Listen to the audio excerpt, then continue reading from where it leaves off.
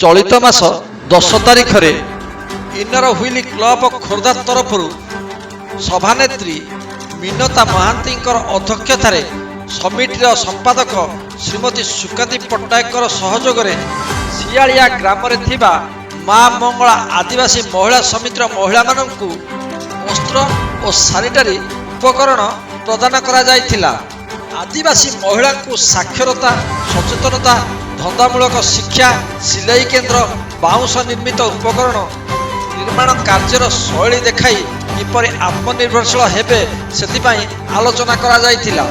संपादिका प्रज्ञा पट्टनायक, मंदिरा दे, अमिता सिन्हा, मैथिराणी पट्टनायक, स्वयंप्रभा पट्टनायक, श्रद्धा पट्टनायक, संगीता सामंत, प्रशांती साहू, रेणुप्रभा पट्टनायक, अंजलि दास, रश्मि मिश्र प्रमुख एही आलोचन सक्रिय अंश ग्रहण करथिले।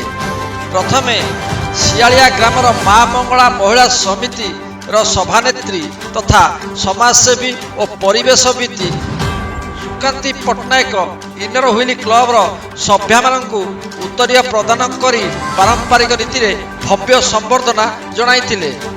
इनर हुइली खोर्धार एभली कार्यक्रम को सबु स्तर में प्रशंसा करा जायथिला। खोर्धारू आंदोलन ओडिशा ब्यूरो रिपोर्ट।